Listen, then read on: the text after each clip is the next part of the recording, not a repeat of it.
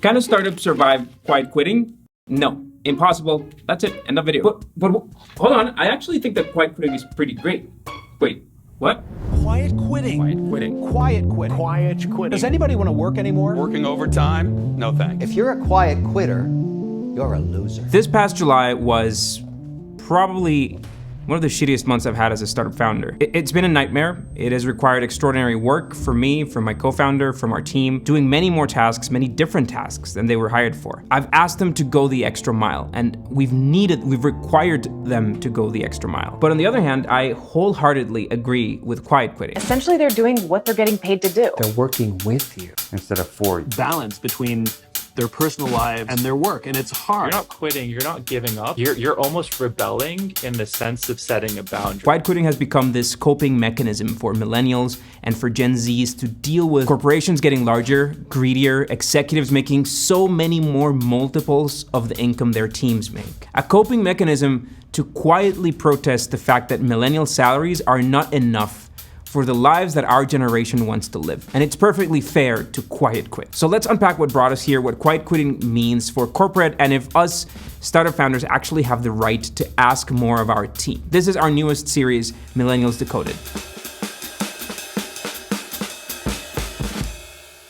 Getting on the same page about the meaning, quiet quitting just means doing the minimum requirements of one's job and putting in no more time, effort, or enthusiasm than absolutely necessary. I wake up every morning in a bed that's too small, drive my daughter to a school that's too expensive, and then I go to work to a job for which I get paid too little. But on pretzel day, well, I like pretzel day. Quiet quitting is just a Gen Z millennial name that TikTok helped popularize. 3 million videos now or something like that. It's a big trend now. But this concept has existed for years, and it's had many names. Work to rule, slow down, schiopero bianco. Scusi con me? This is my non-existent Italian. It actually means white strike. And I actually do mean that non-existing Italian part, because I've got a fair share of Iberian, a whole 12% German/Dutch/French, and I know all of this thanks to our sponsor for today, which is MyHeritage. I just got my DNA results. Been waiting for this for days. No way. Okay, so I'm 39% Mesoamerican and Andean, but then right after that, Nigerian, Sierra Leonean, West African, North African, 10% Iberian, and 5% Finnish. Will you look at that? No Italian though. No Italian. I had been meaning to get a DNA test for ages, and I've just never found the time. And with MyHeritage, all you need to do is capture this saliva sample and put it in the mail. And as soon as they processed it, it immediately matched me with hundreds of relatives from all over the world. 203 pages? No way. Even fourth cousins from the UK. I'm gonna crash their couch now. That's insane. You can buy your own MyHeritage DNA kit for just $39 using the link in the description, and you can use the code Slidebean to get free shipping. Also, they're offering the Slidebean crew a 30-day free trial on their family and history research subscription, and a 50% off if you decide to keep it after the trial. You not only find out about who you are, but you help support our documentaries in the process. It's such a win-win. Thanks again to MyHeritage for sponsoring today's video. Now, back to the question. How hard should you work? If we're fair, if we think by the book, then you should work the hours that you're paid for. If your employer is making extra money from your work, if they're more profitable thanks to you sacrificing your personal time, then they should pay you for it. But that is not how the world works, unfortunately. So many variables come into play here. The work culture, the job market, the economy, how much you like what you do, even very personal, psychological, intimate aspects from your ambition to family life to whether or not you want your genes to live another generation. Let me take a wild guess now and say that your parents are baby boomers. Maybe they're Gen X. Yes, we know the stats of people watching. This boomer father was the family's source of income. They've had 2 or maybe even 3 kids, and so job stability was key for them. They were probably working on the career that they chose at college. There was a good chance that their hard work would be rewarded and that they'd be able to climb the corporate ladder. Also, when boomers were in their 30s, as millennials are right now, they weren't paying student debt. They're probably married with kids, with a car and a house. And that house was proportionally a lot cheaper than what a house costs today. 10-year fixed, over 30-year total. Oh, okay. Is that supposed to come off? But here's a key factor about their work. Their boss, the CEO of the company, that guy made something like 30 times the salary of an average employee. Now, fast forward that to today. On average, CEOs make 400 times the salary of an average worker. And that's just the beginning of that shift. Add to that the fact that owning a house today went from 4 annual salaries to 7. Or the fact that college tuition in the US has increased 20 times since the 70s. There's no inflation adjustment chart that you can use to make up for that. Life is harder, it's more expensive, and the work that we are putting is no longer enough to afford the life that we want. You had the privilege of growing up in a world where there was hope and opportunity, and we don't. We're just Now put a pin on that thought, on that concept of the life that we want. Now, some of you might have experienced a different family life. Only one of your parents was working. You were living in a house that they owned. You had siblings. But the work environment, the environment, the economy, the hand that we were dealt makes it so much harder for our generation to thrive. And any extra hours that you give to a company beyond the hours that you're being paid for, yes, you are giving out part of your life. And is that fair? No. I think the simplest answer is no. But the world, sadly, isn't fair. And being a quiet quitter completely changes how your life, not just your professional life, but how your entire life can play out. Because some people will always overperform. We don't live alone. Not everybody thinks like us. Not everybody agrees. If we live in a capitalist society, somebody is always motivated to work harder to win. If you clock out at 5 p.m. and you turn off your Slack, you're in your right to do so. You should be in your right to do so.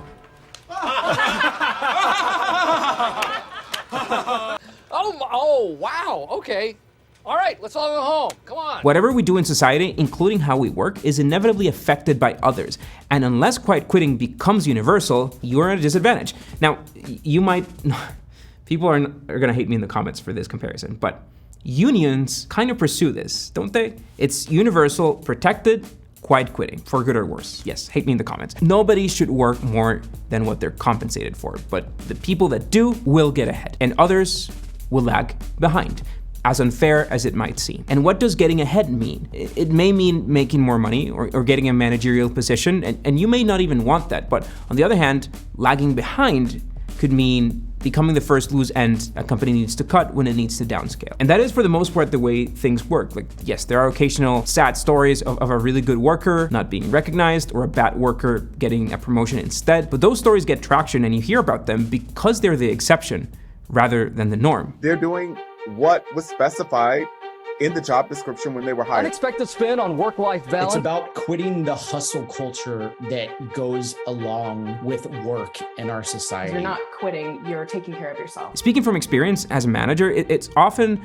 more of a hassle to fire a quiet quitter, to replace them, to retrain someone new, and oftentimes it's just better to keep the quiet quitter even if they're doing the bare minimum. Quiet quitting worked through the past few months for a lot of people because we've been through a great job market post-COVID.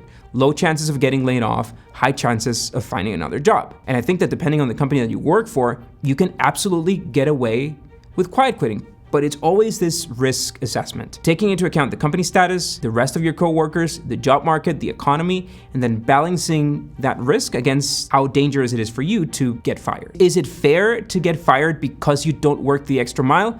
No, it's just the hard truth. And that risk balance can be massively different for different people in different stages of their life. Just heard about this term called quiet quitting, and I realized that is what I've been doing against my will. Now, I think another key variable here is ambition versus settling with what you have. Starting a company requires an incredible amount of ambition. For me, as an entrepreneur, it's been a grind.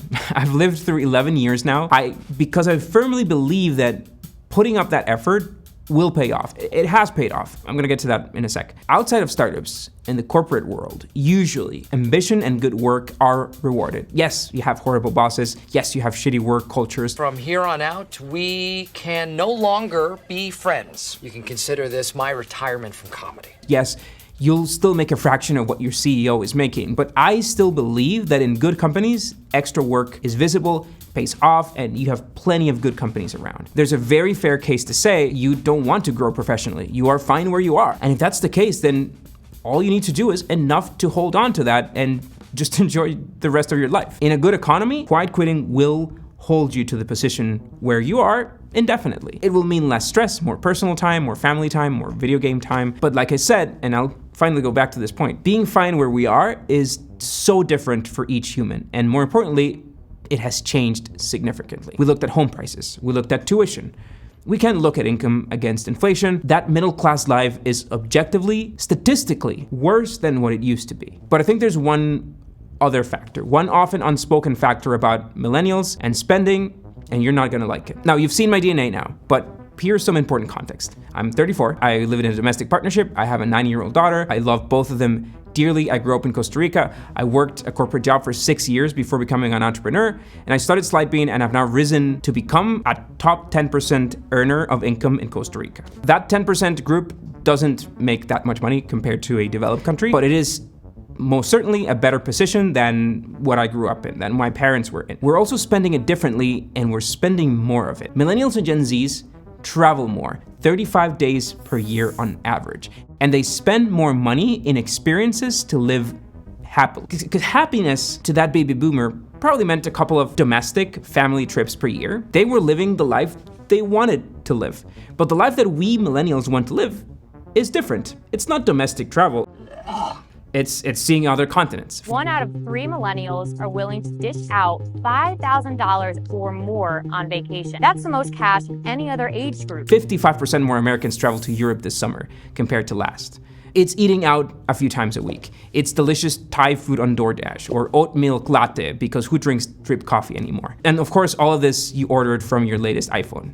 You get the idea. We're also bombarded by aspirational content, whether it's from luxury or tech brands or lifestyle influencers or even our own friends. And that has inherently and fundamentally changed what we aspire to, what makes us happy, the life we want to live. Hopes to combine travel and work as Investing in experiences leads to greater happiness than spending more on material goods. Make the money back, but I'll never be in my 20s again traveling. And this, of course, is a vicious cycle. If you can't afford a house or kids and it's so far out, it's so unreachable, well, then you double down on your other expenses. You double down on this experiential expense, these tech gadgets. So we continue to move further away from realizing any other path than the one that we're in. And it's just a new reality. It's a capitalist world where we want to spend more on a different set of things. We're realizing those aspirations, that happiness seems to require more money and time, and the time to experience our lives before we're too old. Now, I'm not judging, I'm including myself in that boat. And I don't think that just a random guy on a YouTube video is gonna